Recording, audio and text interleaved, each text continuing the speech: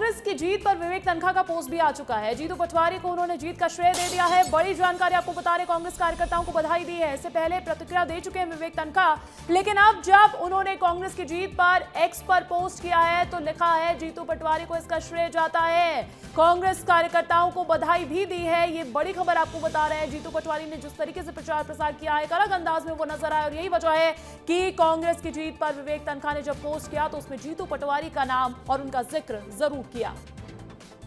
Chief president Jitu Patwari जी को बधाई देता हूँ और उमंग सिंगार जी को भी बधाई देता हूँ और पूरे नेतृत्व को बधाई देता हूँ कि जिस तरह से आप लोगों ने इस लड़ाई को लड़ा और कांग्रेस की पक्ष रखा और जनता दतिया को इकट्ठा किया आपने, इसके लिए आप लोग सब बधाई के पात्र। अब कांग्रेस वो असंगठित नहीं है जैसा आपको पहले फीलिंग होती थी। अब ये यंग संगठित कांग्रेस है। जेनजी भी कांग्रेस के साथ है, किसान भी कांग्रेस के साथ है, ओबीसी भी कांग्रेस के साथ है, एससी एसटी और महिला भी कांग्रेस के साथ है।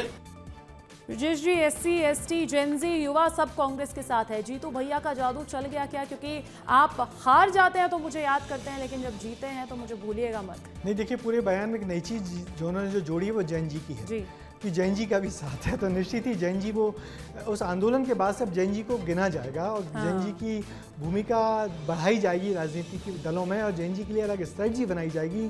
जिस तरीके से प्रधानमंत्री नरेंद्र मोदी अब इंस्टा पे आ गए हैं, रोज अक्सर वीडियो डालते रहते हैं, तो कुल मिलाकर अब जैन जी भी एक चुनाव परिणाम में एक बड़ा फैक्टर हो गया। अभी तक पिछले 2023 के इलेक्शन के बाद महिलाएं बड़ा फैक्टर थी लाडली बहना की योजना के बाद, मगर लाडली बहना के बाद, मगर अब लगता है कि जैन जी के लिए भी पार्टियों को सोचना पड़ेगा, करना पड़ेगा और उनको अपने साथ जोड़ के रखना पड़ेगा। किस तरीके से जोड़ के रखना पाएगा, किस तरीके से स्ट्रेटजी बनानी पड़ेगी, ये पार्टियों के लिए एक नया काम हो गया है। तो इसलिए डॉक्टर जो विवेक तनखा जी हैं बहुत काबिल राजनेता हैं, बहुत अच्छे वकील हैं, इसलिए उन्होंने एक नई चीज़ कहा है कि जैन जी का भी कांग्रेस को साथ मिला है। तो निश्चित ही जैन जी का साथ मिला, तभी तो जाके इतनी अच्छी जीत हासिल हुई है कांग्रेस को, वरना तो 6000 का लीड 12,000 से 6,000 पे आना कांग्रेस के लिए बड़े सदमे की तरह था।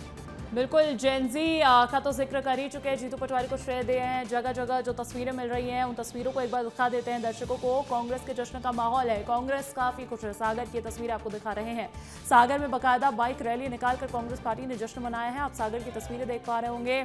अपने पार्टी का झंडा लेकर कांग्रेस कार्यकर्ता एकजुट एकत्रित होते हुए नजर आए हैं।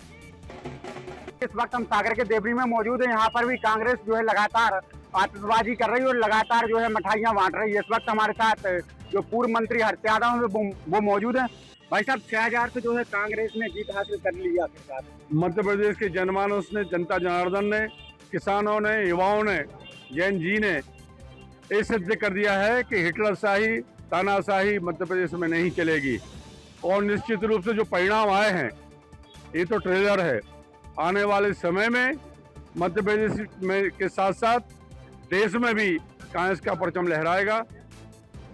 ब्रजेश जी, एक कार्यकर्ता अब तो कांग्रेस पार्टी का जेनजी का नाम ले रहा है। हाँ, नहीं, ये भी पूर्व विधायक रहे हैं, अपने इलाके के बड़े विधायक रहे हैं। हालांकि पिछला चुनाव हार गए थे, कमलनाथ सरकार में मंत्री थे, मगर निश्चित ही इन्होंने बड़ी बात कही। अब जैन जी तो हर चुनाव में बड़ा फैक्टर रहेगा। जैन जी के लिए लोग लुभाएंगे, आगे करेंगे और जैन जी के स्तर के लिए रणनीतियां भी बनाएंगे। तो कुल मिला के अब जैन जी इस चुनाव के, इन 3 चुनाव के बाद तो एक नया फैक्टर है।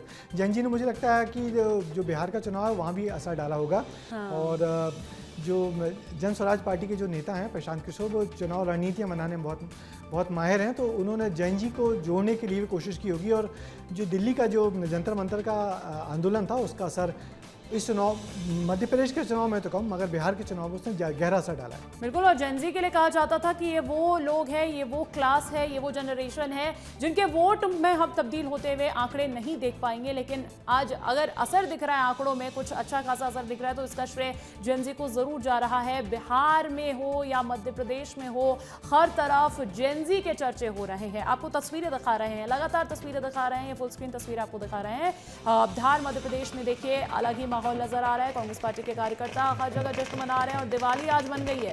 आज दिवाली बन गई है कांग्रेस पार्टी के कार्यकर्ताओं में। दतिया उपचुनाव में कांग्रेस की जीत के बाद में धार जिले में भी इसका असर देखने को मिल रहा है।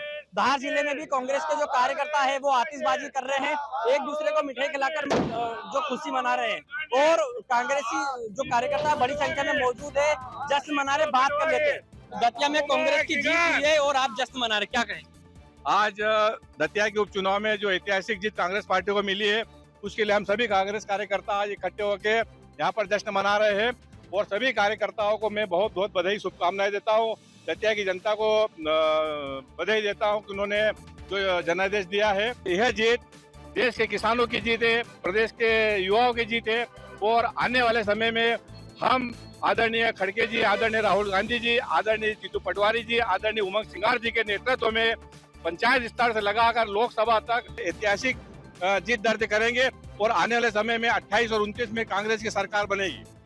अब ब्रजेश जी, इस दतिया उपचुनाव की अगर बात की जाए, दतिया उपचुनाव में दो लोगों के भविष्य की चिंता हर किसी ने की। एक नरोत्तम मिश्रा का क्या होगा, दूसरा जीतू पटवारी का नेतृत्व रहेगा क्या? जीतू पटवारी का नेतृत्व अब हर कार्यकर्ता के जुबान पर जीतू पटवारी को श्रेय है।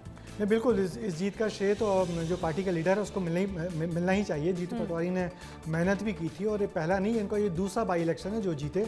हालांकि पिछला जो राज्यसभा का इलेक्शन था उसमें कांग्रेस कुछ कर नहीं पाई थी और उनके प्रत्याशी चुनाव लड़ ही नहीं पाया था, तो वो कांग्रेस के लिए बड़ा सेटबैक था। तो मुझे लगता है उस सेटबैक से अब कांग्रेस उभर गई है इस जीत के बाद। मगर अब जहाँ तक नरोत्तम मिश्रा का सवाल है, अब देखना है कि नरोत्तम मिश्रा के लिए पार्टी क्या भूमिका तय करती है। नरोत्तम मिश्रा को पार्टी के बड़े नेताओं की नाराजगी तो झेलनी पड़ेगी, मगर वो बड़े नेता हैं, उम्मीद की जानी चाहिए कि इस पूरे झंझावात से कैसे निकल के आएंगे, कैसे उभर के आएंगे, ये देखना होगा। मगर उनको पार्टी के इलेक्शन से दूर करना, उनको पार्टी बिल्कुल कौन कैसा रहेगा, हर आदमी में होते हैं 10-20 आदमी, जिसको भी देखना हो कई बार देखना। निदा फाजली जी के इस शेर के साथ हम अभी की चर्चा यहीं पर इस पे ब्रेक लगाते हैं।